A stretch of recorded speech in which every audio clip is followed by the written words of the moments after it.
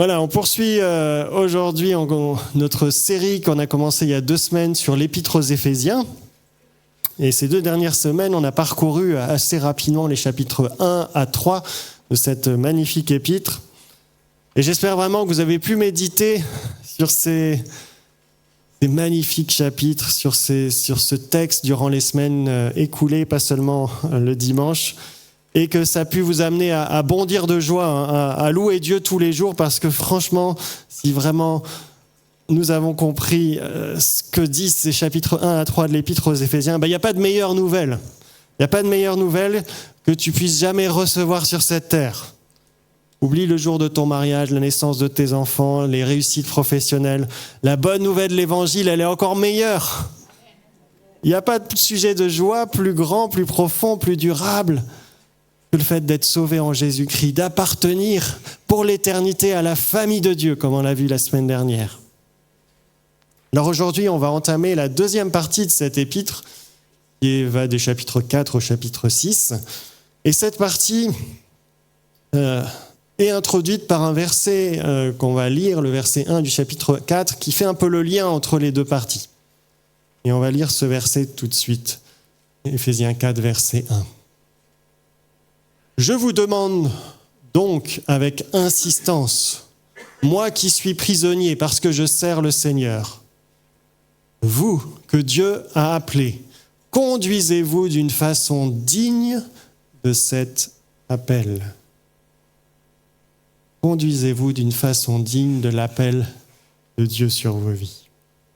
C'est une phrase ici qui fait un peu la transition entre les deux parties de l'Épître aux Éphésiens et il nous invite à vivre une vie, et ça va être tout le thème des chapitres 4 à 6, vivre une vie digne de l'appel que nous avons reçu de Dieu. L'appel ici, ce n'est pas l'appel forcément à un ministère particulier, il s'agit plutôt de l'appel que tous les chrétiens ont reçu. C'est l'appel qui nous a été présenté dans la première partie de la lettre. Le Dieu Tout-Puissant, rappelle-toi, le Créateur de l'univers, il t'a appelé pour une vie de bénédiction dès avant la fondation du monde. On a vu ça au chapitre 1. Malgré ton péché, malgré ta rébellion, il a envoyé son Fils unique, Jésus-Christ, pour payer de sa vie le pardon de tous tes péchés. Dieu t'a appelé au salut. Dieu t'a appelé à la vie éternelle en Jésus-Christ. Et il fait même mieux, il t'a appelé à faire partie de sa famille. Il t'a adopté comme son enfant. On a vu la semaine dernière ce message et ce chapitre 2 et 3 qui nous montrent que de notre statut d'étranger dans ce monde, de sans-papiers dans ce monde, Dieu a fait de nous un membre de sa famille. Quelle grâce incroyable! Ça, c'est l'appel de Dieu. Ça, c'est un appel incroyable qui nous a été décrit là de façon géniale dans ces chapitres 1 à 3. Et Paul nous dit, voilà quel est cet appel que vous avez sur votre vie, comment Dieu vous a appelé, voilà ce qu'il a fait pour vous. Et maintenant, vivez une vie qui est digne de cet appel. Maintenant, conduisez-vous d'une façon digne de cet appel. Il y a quelques semaines, moi, je ne sais pas si elle sera contente que je dise ça, mais notre fille Ève, elle a reçu non pas un appel téléphonique, mais un email qui contenait une invitation personnelle de M. Emmanuel Macron pour se rendre au palais de l'Élysée. Pas mal, hein? Bon, elle était invitée avec toute sa classe, elle n'était pas toute seule, hein. Toute sa classe, et il y avait pas mal de monde. C'était un événement qui était en lien avec le départ de Sophie Adno, l'astronaute française, vers la Station spatiale internationale. Puis, il faut être honnête, elle n'a pas eu la possibilité d'approcher de très près le président de la République, ni de pouvoir discuter directement avec lui. Bon, elle a quand même pu discuter avec Thomas Pesquet et avec des gens comme ça, c'est sympa, mais voilà. Mais je dois dire quand même, on était un peu fiers avec Delphine, hein, notre fille, elle est invitée chez le président de la République. Et en plus, il faut le dire que quand on vivait à Madagascar il y a quelques années, elle était déjà la seule de notre famille à avoir rencontré le président de la République de Madagascar, avoir même été chez lui. Et voilà, donc à 18 ans déjà invitée chez 2 présidents, je ne sais pas s'il y a un avenir particulier que le Seigneur lui réserve, mais c'est quand même la classe. Mais il y a quelque chose qui est 1000 fois plus la classe que d'être invité chez le président de la République. C'est d'avoir été invité à faire partie de la famille de Dieu. Non mais je ne sais pas si tu réalises quand même, Dieu, c'est le créateur de l'univers. D'être le plus puissant de l'univers, le Dieu éternel. Et les présidents, ils dirigent un pays pour un temps, plus ou moins long selon les pays. Je pense à nos amis camerounais. Mais notre Dieu règne, lui, pour l'éternité. Pour l'éternité, il règne, et pas seulement sur un petit pays du monde, sur l'univers tout entier. Et non seulement tu es invité à venir l'écouter dans son palais, mais il t'appelle à faire partie de sa famille. Il t'a appelé à cela si tu crois et t'as placé ta foi en Jésus-Christ. Vivre l'éternité à ses côtés, dans sa présence. Et la vie chrétienne, ça ne consiste pas à accumuler des points en vue de pouvoir obtenir une pas trop mauvaise place dans le ciel, avoir une petite vue sur le trône de Dieu, peut-être de pas trop loin. Non, c'est pas ça la vie chrétienne, on n'accumule pas des points. La vie chrétienne, ça commence lorsque nous réalisons que Dieu a déjà tout payé, tout accompli pour nous en Jésus-Christ. Et que sans que nous n'ayons rien fait pour le mériter, il nous a déjà intégrés dans sa famille. C'est même dingue. La vie chrétienne, elle consiste à vivre une vie digne de quelqu'un qui réalise ce que ça veut dire être membre de la famille du Dieu tout-puissant, créateur de l'univers. Et c'est pour ça que c'est primordial de commencer, comme le fait l'apôtre Paul dans l'épître aux Éphésiens, en rappelant la grandeur de cet appel, la beauté de la grâce de Dieu. Et chaque matin, quand je me lève, je peux dire « Waouh, quelle grâce incroyable, Seigneur, quel privilège immense, Seigneur, tu m'as sauvé. Père Céleste, tu m'as adopté comme ton enfant. » Et c'est quand on réalise la grandeur de l'appel de Dieu qu'on peut vivre ensuite une vie à la hauteur de cet appel. Et c'est de ça que va parler toute la deuxième partie de l'épître aux Éphésiens. Comment, concrètement ? C'est bien, voilà, on était dans les cieux, etc. Mais maintenant, on est sur terre, on vit sur terre. Comment, concrètement, vivre une vie digne de celle d'un membre de la famille du roi des rois ? On était dans les cieux, dans le chapitre 1 et 3, c'est-à-dire qu'on fait contempler la réalité céleste. Mais maintenant, on va voir un peu du concret. Et aujourd'hui, on va découvrir au chapitre 4, versets 1 à 16, un peu une première implication, qu'on pourrait résumer ainsi, et c'est un peu le titre de mon message, ta priorité numéro 1, œuvrer pour l'unité de la famille de Dieu. C'est la première implication que le texte présente, comme on va le voir. C'est ce qui est marqué en premier, en priorité, pour celui qui veut vivre une vie digne de l'appel de Dieu. Alors on va lire le texte, Éphésiens 4, donc le verset suivant, verset 2 après le verset 1, et on va lire jusqu'au verset 16. Soyez toujours humbles, doux et patients. Supportez-vous les uns les autres avec amour. Efforcez-vous de maintenir l'unité que donne l'Esprit Saint par la paix qui vous lie les uns aux autres. Il y a un seul corps et un seul esprit, de même qu'il y a une seule espérance à laquelle Dieu vous a appelés. Il y a un seul Seigneur, une seule foi, un seul baptême. Il y a un seul Dieu, le Père de tous, qui règne sur tous, agit par tous et demeure en tous. Chacun de nous a reçu un don particulier. L'un de ceux que le Christ accorde de façon généreuse. C'est pourquoi il est dit dans l'Écriture, quand il est monté vers les hauteurs, il a capturé des prisonniers, il a fait des dons aux êtres humains.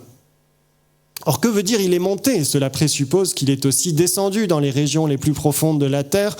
Celui qui est descendu est aussi celui qui est monté au plus haut des cieux afin de remplir tout l'univers. Et c'est lui qui a donné les apôtres, les prophètes, les évangélistes, les pasteurs et les enseignants. C'est ainsi qu'il a rendu ceux qui lui appartiennent aptes à accomplir leur service pour que se construise le corps du Christ. De cette façon, nous parviendrons tous ensemble à l'unité de la foi dans la connaissance du Fils de Dieu. Nous prendrons ensemble une stature parfaite d'adulte à la mesure de la plénitude du Christ. Alors nous ne serons plus des enfants emportés par les vagues ou le tourbillon de toutes sortes de doctrines trompées par des personnes qui recourent à la ruse pour entraîner les autres dans l'erreur. Au contraire, en proclamant la vérité avec amour, nous grandirons en tout vers celui qui est la tête, le Christ. C'est grâce à lui que le corps forme un tout solide, bien uni, par toutes les articulations dont il est pourvu. Ainsi, lorsque chaque partie fonctionne comme elle le doit, le corps entier grandit et se construit par l'amour et dans l'amour. Amen. Voilà donc la première façon de vivre une vie digne de l'appel de Dieu. Première implication, une vie digne d'un membre de la famille de Dieu. Une première chose, première priorité selon l'apôtre Paul, selon la parole de Dieu. Efforcez-vous de maintenir l'unité de cette famille. C'est étonnant, hein? Je ne sais pas si c'est pour vous une priorité dans votre vie, mais je crois qu'il faut être honnête entre nous. Hein. Je pense qu'aucun de nous se lève le matin en disant « Mon objectif aujourd'hui, c'est de maintenir l'unité de l'Église. » Ça, c'est pour ça que je me lève le matin. Personnellement, moi, j'aurais plutôt tendance à dire ma priorité, c'est d'abord d'être un bon époux, un bon père pour mes enfants, être peut-être un bon pasteur, un bon témoin du Christ en tout cas. Et l'apôtre Paul va évoquer tous ces sujets de la famille, du mariage, des enfants, etc. dans la suite de l'épître. Mais il ne commence pas par ça. En premier lieu, il y a une exhortation à œuvrer en vue de bonnes relations au sein de la famille de Dieu. Pour lui, l'unité de la famille de Dieu, c'est un peu prioritaire. Et ce n'est pas le seul passage de la Bible où on trouve ce genre de priorité. C'est quelque chose qu'on trouve dans de nombreux passages dans les lettres de l'apôtre Paul, mais dans le message de Jésus aussi, dans les évangiles. Pourquoi la parole de Dieu, on pourrait se dire, mais pourquoi c'est tellement important de travailler aux relations au sein de la famille de Dieu, dans l'Église? Peut-être parce que c'est la famille avec laquelle tu vas passer l'éternité. Rappelez-vous de ce qu'on a dit tout à l'heure. Nous sommes appelés à vivre une vie digne de l'appel de Dieu. Et l'appel de Dieu, la première implication, c'est pas « va te marier et avoir des enfants ». Non. Première implication, c'est « viens, tu fais partie de la famille de Dieu ». Par conséquent, vivre une vie digne de l'appel de Dieu, c'est vivre une vie en donnant de l'importance au bien-être de la famille de Dieu. C'est mettre en priorité l'unité de cette famille avec laquelle on va passer l'éternité. Alors notez bien que Paul ne demande pas qu'on crée l'unité de l'Église. Il écrit « Efforcez-vous de maintenir l'unité ». Parce que l'unité, ce n'est pas quelque chose qu'on doit créer, qu'on puisse... Elle est donnée par Dieu. Ce que rappellent les versets 4 à 6, notre Dieu n'a qu'une seule famille. Cette famille n'a qu'un seul Saint-Esprit, elle n'a qu'un seul Seigneur Jésus-Christ, elle n'a qu'un seul Dieu, le Père de tous, qui règne sur tous, qui agit en tous, qui demeure en tous. L'unité est dans la nature même de Dieu. Il n'y a qu'un seul Dieu et donc il n'y a qu'une seule famille de Dieu sur la terre. Une seule Église rassemblant toutes celles et tous ceux que Dieu a appelés au salut en Jésus-Christ, ce qu'on appelle l'Église universelle. Dieu n'a qu'une seule famille. Il faut être honnête, quand on regarde un peu l'histoire, notre passé familial n'est pas toujours très glorieux. Quand on regarde l'histoire de l'Église depuis 2000 ans, pas toujours glorieux que de disputes, de conflits, de divisions, parfois même de guerres, véritables guerres sanglantes. On s'est littéralement parfois entretués dans la famille de Dieu. Oui, Dieu n'a qu'une seule famille, mais on pourrait dire qu'est-ce qu'elle est divisée. Et face à notre passé familial peu glorieux, on comprend bien pourquoi la parole de Dieu rappelle l'importance prioritaire de œuvrer à maintenir l'unité. Qu'est-ce que ça implique concrètement pour nous? Comment est-ce qu'on peut contribuer à vivre un peu plus à l'unité de la famille de Dieu? Et je crois que le passage qu'on a lu nous donne quelques pistes. Et j'aimerais en relever 3 ce matin. Premièrement, nous sommes invités à revêtir, l'attitude de Jésus-Christ. Et moi, c'est comme ça que je comprends le verset 2. Verset 2 qui dit « Soyez toujours humbles, doux et patients, supportez-vous les uns les autres avec amour. » Ça commence bien, hein? Voici l'attitude attendue par les dignes membres de la famille de Dieu. Parce qu'il faut dire qu'en tant qu'enfant de Dieu, on pourrait un peu prendre la grosse tête, hein, quand même. On pourrait avoir tendance un peu à se la raconter. Et regardez-moi, je suis un enfant du roi des rois. Je suis un prince, une princesse. Hein. On aimerait presque que les autres ils fassent des courbettes devant nous. Qu'on soit adulé comme une star, soigné aux petits oignons. On rêve un peu de vivre le luxe d'une famille royale. Mais ce n'est pas vraiment le modèle que le roi des rois, Jésus-Christ, nous a laissé quand il est venu sur cette terre. Hein. Rappelez-vous, Jésus, le Fils du Dieu vivant, le roi des rois. Il n'avait pas d'endroit où poser la tête. Il s'est laissé mépriser, il s'est laissé insulter, il a choisi volontairement de nous servir en donnant sa vie pour nous. Il est allé jusqu'à même laver les pieds de ses disciples. Jésus ne nous a pas laissé un modèle de frime ou de luxe, hein, il nous a laissé un modèle d'humilité, de douceur, de patience et d'amour, ce qu'on vient de lire. Et ce à quoi on est appelés nous aussi. Ça, c'est l'attitude du Fils de Dieu Jésus-Christ et c'est l'attitude qui nous a laissé comme un exemple qui est attendu pour ceux qui se mettent à sa suite, pour les membres de sa famille, pour la famille de Dieu. C'est l'attitude de quelqu'un qui se montre digne de l'appel à être membre de la famille de Dieu. Voilà donc comment, en premier lieu, on peut œuvrer à maintenir l'unité de la famille de Dieu, en revêtant l'attitude du Christ. Et ça implique de laisser parfois le Saint-Esprit et le Seigneur transformer un petit peu et travailler certains aspects de notre caractère qui ont besoin d'être transformés.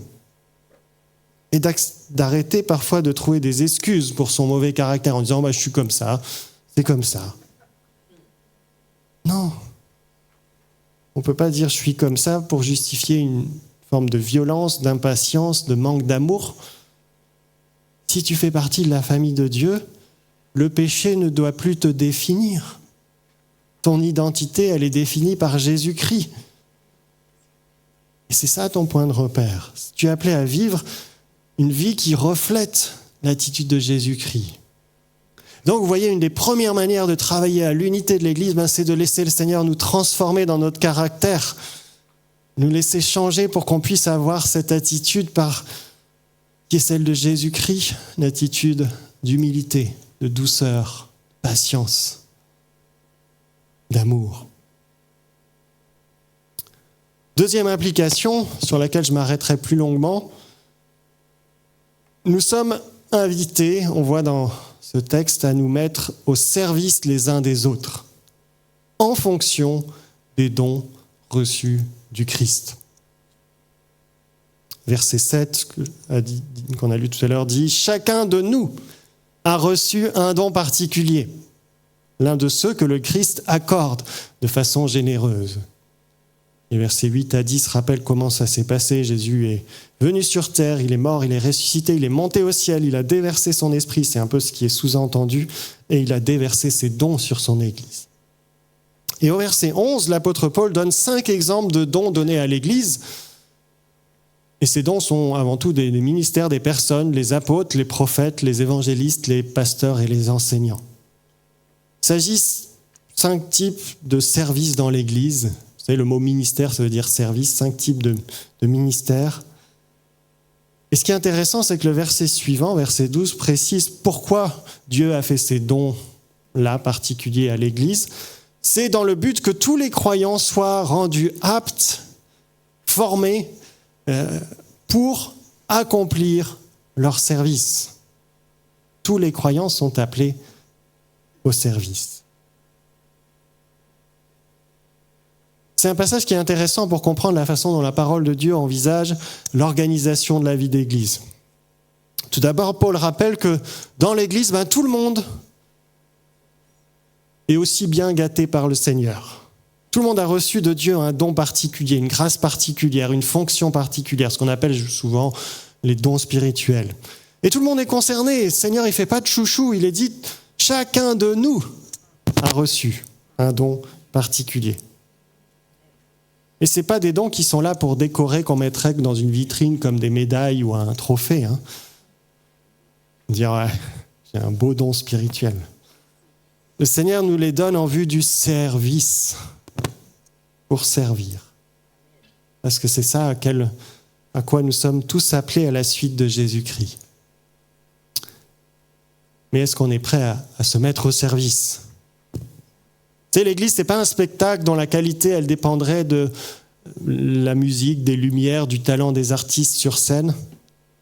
L'Église, c'est, on l'a vu, la famille de Dieu. Et la qualité de la vie d'Église, elle dépend donc de la façon dont chaque membre de la famille va s'impliquer dans la vie de la famille. Se mettre au service les uns des autres, entretenir une bonne ambiance, s'encourager, s'aimer. Je ne sais pas quelles sont vos expériences des grandes réunions de famille ou des fêtes de famille. Il me semble que les belles fêtes de famille, c'est quand un maximum de personnes est impliqué dans un bon état d'esprit. C'est souvent comme ça qu'on a des bons moments. Et pas juste quand il y en a un ou deux qui font tout le boulot pour tout le monde et puis tout le monde râle derrière parce que c'est pas comme on veut. En général, ça se passe pas bien. Quand tout le monde s'implique avec de bonnes dispositions, c'est là qu'on a des bonnes réunions de famille, des bons moments, des temps de joie, de communion, de partage.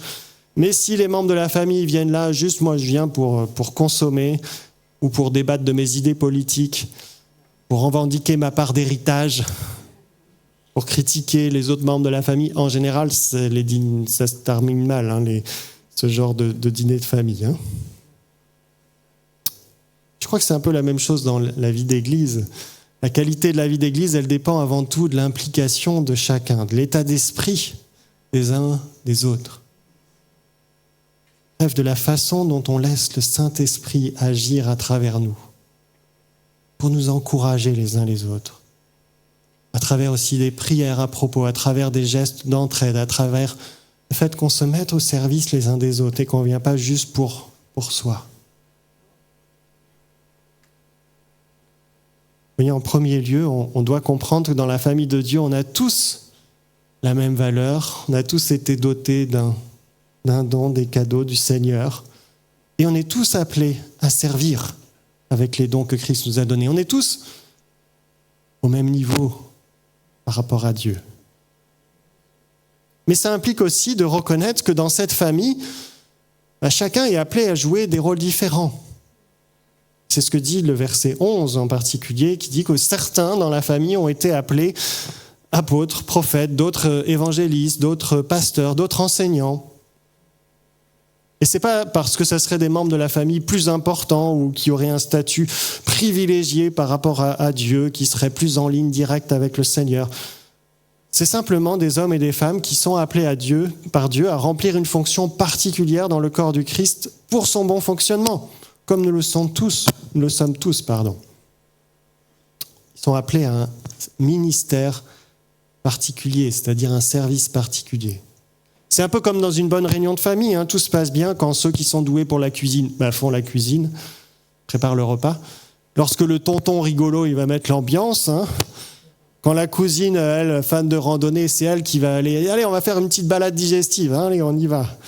Ou bien quand la frangine, qui est spécialiste des colos, elle va ramener des jeux, prévoir des jeux pour les enfants. Revenons à ces 5 ministères mentionnés, apôtres, prophètes, évangélistes, pasteurs, enseignants. Parfois, on a pris ce verset pour défendre l'idée qu'il y aurait 5 ministères dans l'Église et que ça serait vraiment fondamental pour chaque Église locale qu'il y ait ces 5 ministères. Je pense que ce n'est pas très prudent de déduire ça de ce verset. Parce qu'ici, déjà, Paul ne parle pas de l'Église locale, mais de l'Église universelle. Il parle de l'Église, la famille de Dieu, et c'est pas juste une Église locale. Et puis, il ne donne pas non plus un ordre. Il ne dit pas « il faut qu'il y ait 5 ministères dans l'Église ». Mais il fait un constat. Il dit « Christ a fait le don de ces ministères ». Et puis, c'est pas forcément très prudent de se dire, voilà, ces 5 ministères, c'est le modèle absolu, dans le sens que c'est le seul verset de toute la Bible où vous les trouvez ensemble. Par exemple, le ministère de pasteur, c'est le seul verset de la Bible où il est mentionné, avec ce titre-là. Probablement qu'aujourd'hui, voilà, à travers le terme d'ancien ou autre, ça ressemble au pasteur, mais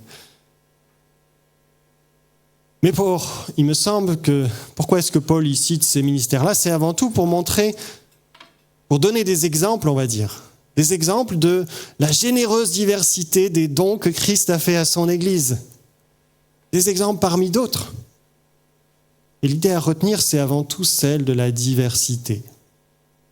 Les ministères peuvent se manifester de différentes manières. Certains sont un peu plus évangélistes, d'autres sont plus prophètes, d'autres plus bergers, d'autres plus enseignants, etc., etc. Malgré tout, il y a quand même un aspect qui ressort de ces 5 ministères, qui est spécifique par rapport peut-être à d'autres services dans l'Église, c'est que ce sont des ministères de la parole. Dans le sens qu'ils sont tous liés à la proclamation ou à l'enseignement de la parole de Dieu. L'apôtre était chargé de poser les fondements de la parole de Dieu. Le prophète, il transmet des paroles inspirées par Dieu. L'évangéliste, il proclame la bonne nouvelle, l'évangile, qui est la parole de Dieu. Le pasteur, il conduit le troupeau vers les pâturages de la parole de Dieu. Comme un pasteur, c'est l'image du berger. Hein. L'enseignant, il enseigne la parole de Dieu. Vous voyez, c'est des ministères axés vers la parole de Dieu. Et en tant que ministère de la parole, ils sont du coup pertinents et jouent un aspect important dans la vie de l'Église. Pourquoi ? Parce que, je dis le verset 12, ces ministères servent à équiper, à former tous les chrétiens en vue du service de chacun. Ce que dit verset 12, c'est les ministères qui sont là, parfois on traduit pour le perfectionnement des saints, c'est-à-dire pour faire grandir en maturité, équiper les chrétiens. Et ça en vue du service. Les ministères de la parole, ils ont pour but d'équiper tous les croyants dans leur ministère, en fait, dans leur service. Et donc, il y a un rôle spécifique, vous voyez, de certains qui sont mis à part par le Seigneur et qui sont peut-être parfois aussi mis à part par l'Église dans le sens qu'elle va choisir de les rémunérer à temps plein parce qu'on sait qu'on en a besoin d'une manière particulière et que pour se consacrer à la parole de Dieu, il faut du temps. Mais ce qui compte, voilà, c'est pas le titre qu'on va donner à un ministère, que ce soit pasteur, ancien, évêque, enseignant, apôtre, prêtre, bishop, ce que vous voulez. Dans l'armée du salut, nos frères et sœurs, ils ont même des majors et des colonels. L'important, c'est qu'ils puissent même mettre en œuvre leurs dons au service de l'Église du Christ. Et notez aussi que ces ministères sont donnés à l'Église universelle et pas forcément juste à une Église locale. Et dans le Nouveau Testament, on voit que de nombreux ministères importants ont pu servir plusieurs églises locales au fil des années. Il y a des ministères itinérants. L'apôtre Paul, voilà, il était un temps là, un temps ailleurs, mais c'est pas seulement Paul. Vous pouvez penser à Barnabas, à Silas, à Jude, à Timothée, à Tite, à Agabus. Voilà, il y en avait plein.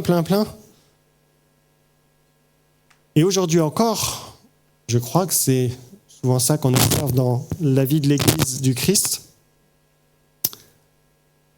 De nombreux ministères ne vont pas servir une seule église locale, mais plusieurs au cours de leur vie. Par exemple, moi, j'ai été pasteur avant de devenir pasteur ici à Boulogne, à Cherbourg, puis ensuite à Saint-Étienne. Et puis, on est parti vivre à Madagascar. Là-bas, j'ai servi en tant qu'enseignant auprès d'étudiants qui venaient de différentes églises, de différentes dénominations. Et encore aujourd'hui, une partie de mon ministère est consacrée à l'enseignement au-delà de notre église locale.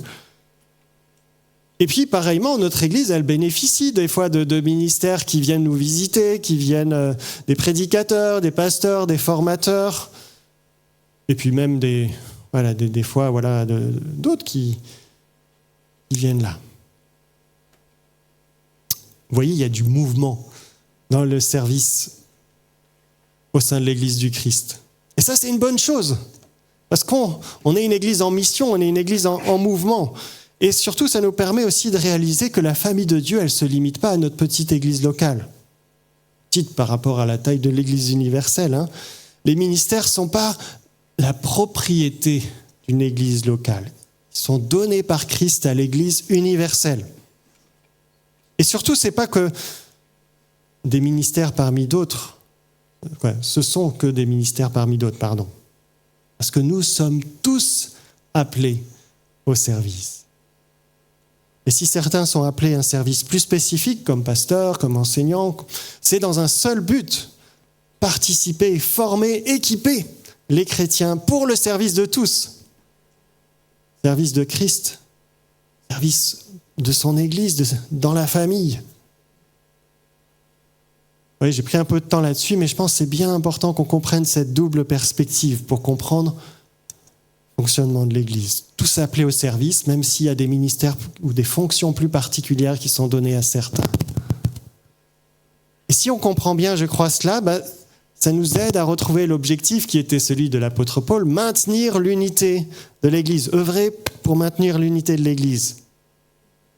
Parce que pour qu'il y ait des bonnes relations dans la famille de Dieu, il faut qu'on accepte tous aussi de se mettre au service, de s'engager dans une bonne disposition, avec les talents, les forces aussi que le Seigneur nous donne, mais aussi qu'on reconnaisse que Dieu donne des rôles différents aux uns et aux autres, et qu'il n'y a pas lieu d'être jaloux, hein. On est tous autant aimés par le Père Céleste. On a tous la même valeur. On a reçu, c'est vrai, des dons différents, mais on en a tous reçu. Et puis, dernière implication pour travailler à maintenir l'unité de l'Église, et puis je terminerai là-dessus. Quelque chose de très simple. Très fondamental, mais très simple. Nous sommes appelés à regarder ensemble vers Jésus-Christ. Et en fait, d'un point de vue logique, ce n'est pas tellement le troisième point, ça devrait être même le fondement. Le premier, le fondement de tout le reste. Et l'unité de l'Église, elle ne repose pas sur de bonnes relations amicales, une bonne ambiance. On n'est pas un club de sport, on n'est pas un club de je ne sais pas quoi, de belote, on n'est pas une bande de potes. Nous sommes le corps du Christ, c'est le texte qu'on a lu. Ce qui veut dire que notre identité, elle est intimement liée à la personne de Jésus-Christ. Et les derniers versets qu'on a lus, ils précisent quel est le but de la croissance de l'Église. Quel est l'objectif majeur de la vie de l'Église? Non pas de faire de remplir des chiffres, de faire du chiffre, non pas de dire voilà, nous on a fait tant de choses ou tant de choses, mais de parvenir tous ensemble à l'unité de la foi, dit le texte, dans la connaissance du Fils de Dieu. La croissance, dit ce texte, nous sommes appelés à devenir des adultes spirituels à la mesure de la plénitude du Christ. Nous devons grandir vers celui qui est la tête, le Christ. Car c'est grâce à lui, dit le texte, que le corps forme un tout solide bien uni. Car c'est grâce à Jésus-Christ que nous formons un corps uni. Qu'est-ce que ça veut dire? Ça veut dire que l'Église, qui est le corps du Christ, c'est une belle image, et lui est la tête. Hein. Cette Église, elle est invitée à être de plus en plus le corps du Christ, à laisser transparaître de plus en plus le Christ à travers elle. Et si on devait résumer en une phrase la vie de l'Église, je dirais que la vie de l'Église se résume à s'approcher ensemble de Jésus-Christ. Le fondement de notre unité, le seul fondement possible, c'est Jésus-Christ. Et c'est lorsque nous adoptons l'attitude du Christ que nous pouvons œuvrer à maintenir l'unité, comme on l'a vu dans le premier point. Adopter le caractère du Christ. Du Christ. C'est lorsqu'on met en œuvre les dons que Christ nous a donnés. C'est lui qui a fait ces dons à l'Église, dit le texte, qu'on va pouvoir maintenir l'unité de l'Église. Et lorsque nous regardons ensemble, les yeux fixés, ça c'est notre objectif, être de plus en plus vers Christ, en Christ, unis à Christ, c'est là qu'on peut être vraiment le corps du Christ. J'aimerais nous laisser cette invitation ce matin. Est-ce qu'on est prêt à regarder ensemble à Jésus-Christ? C'est simple, hein? Simple, la parole de Dieu. Mais ça veut dire aussi arrêter de regarder son nombril, de se focaliser sur mes aspirations personnelles. Qu'on est prêt à lever la tête, les yeux, pour regarder notre Sauveur Jésus-Christ. Ça veut dire aussi arrêter de regarder tout le temps les défauts de mon frère, de ma sœur, là, qui m'agacent, là. Arrêter de regarder et de se focaliser là-dessus, hein, dans la vie de l'Église. De se dire, on va lever la tête ensemble. Regardez notre Seigneur Jésus-Christ.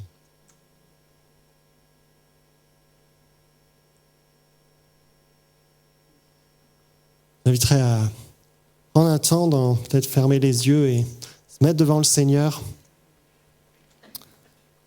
pour répondre à cette invitation.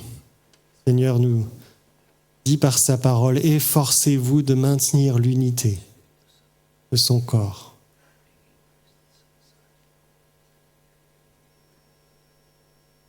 Et je vous inviterai, si vous voulez dire oui, Seigneur, moi je veux répondre à cette invitation. Je sais que c'est pas facile, mais je veux mettre en œuvre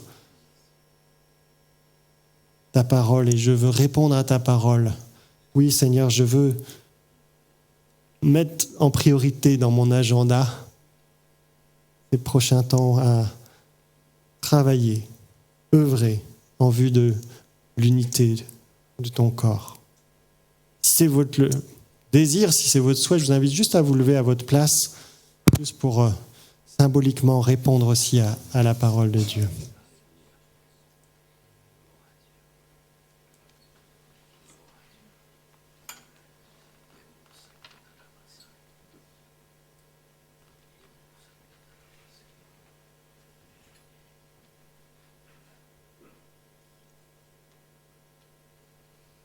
Seigneur Jésus, tu nous vois devant toi ce matin. Nous sommes là debout pour dire oui, Seigneur, à ta parole. Seigneur, nous te demandons pardon pour toutes les divisions, tous les conflits qui ont marqué la vie de ton Église, de ta famille. Nous te demandons pardon, Seigneur, plus particulièrement pour toutes les fois où nous n'avons pas contribué, Seigneur, mais plutôt causé des blessures ou fait du mal parfois aux frères et sœurs, à la famille de Dieu, où on n'a pas joué ce rôle qui nous appelle à jouer. On n'était pas dans cet état d'esprit de service. Seigneur, nous sommes là et nous reconnaissons, chacun pour notre part, notre péché. Nous te demandons pardon, Seigneur. Et Seigneur, nous savons que l'Église, elle ne dépend pas de notre œuvre. L'unité de ton Église dépend de ce que tu as déjà accompli pour nous.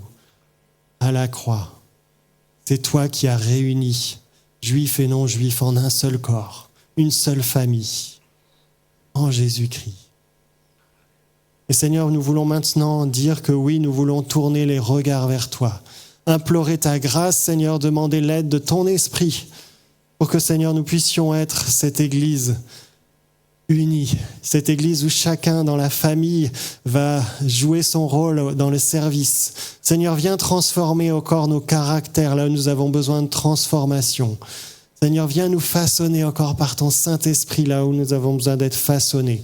Rends-nous humbles, doux, comme toi tu l'es, Seigneur. Rends-nous plein d'amour, comme toi tu l'as manifesté envers nous, Jésus. Viens encore nous faire grandir en toi, Seigneur. Nous avons besoin de toi, nous avons besoin de ta présence, Seigneur. Et nous sommes là devant toi ce matin pour te dire, oui, prends toute la place, Seigneur. Utilise-nous, façonne-nous. Nous voulons nous efforcer, Seigneur, de travailler à l'unité de ton Église, de ton corps. Oh, Seigneur, viens nous bénir, viens façonner encore nos vies. Merci pour ta grâce et ta présence. Nous prions au nom de Jésus. Amen. Et le temps, nous allons avoir maintenant de Sainte Seine. Boris va nous conduire dans ce temps et aussi une manière de dire ensemble. Oui, nous nous approchons de Jésus-Christ. Nous regardons ensemble à Jésus-Christ. Amen.